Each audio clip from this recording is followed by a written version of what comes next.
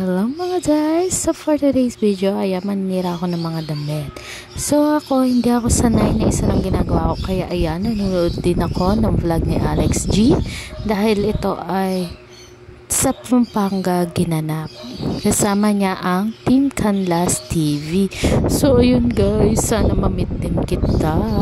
So dati nakapunta na si Alex G dito kaso walang may alam. Kaya ayun, hindi kami nagkita. Tapos ayan guys, bali yung t-shirt nga pala ng asawa ko, mabalik tayo. So ayan, ginugupit ko na yung sleeves kasi isa sa mga problema ko guys, yung sa may kilikili ng t-shirt niya kasi naninigas, naninilaw. So ayan, yung pinaka naisip kong solusyon is gupitin na lang yung sleeves. Kaya yung mga binibili ko sa kanyang damit ngayon yung mga walang sleeves, yung mga ganyan style. Tapos ayan guys, tingnan nyo yung kulay blue, ang tigas-tigas na talaga. So matagal na kasi itong mga to at ngayon ko lang na isipang gupitin ulit kasi pagka nanunupi ako nakakalimutan ko. Kaya ayun guys, ngayon ko napagtuunan dahil mahaba-haba yung araw na wala akong pasok. So kung nakikita nyo, tawa-tawa ako dyan kasi natatawa kay Alex sa vlog niya.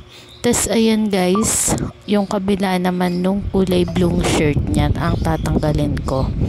So ayun nga guys, yung mga yan, tignan nyo guys, yung kulay blue niya palang damit. Diyos ko, naging sexy. Naku po. So, ayan guys. Tignan nyo, papakita ko sa inyo guys yung itsura niya ngayon na wala siyang sleeve. Naging halter blouse siya. Kaya, ayan, sinukat ko. Buti na lang kasya ko. So, ako na lang magsusuot nito guys. So, ayun guys. Naging sexy na po siya. So, ayun guys. Kaya natatawa ako dyan. Kasi, baka nga pag sinuot na kasama ko to, pagkamalan siya lalong babae. Kasi nakaraan na pagkamalan siyang tomboy. Tapos, ito yung last niyang t-shirt na tatanggalan ko ng sleeve. So, ayan nga guys. Ulit nga ako yan nga yung problema ko. Tapos ito na yung solution ko sa problema ko. So nanood din rin ako sa YouTube kung paano tanggalin yan, pero wala talaga guys, hindi siya natatanggal.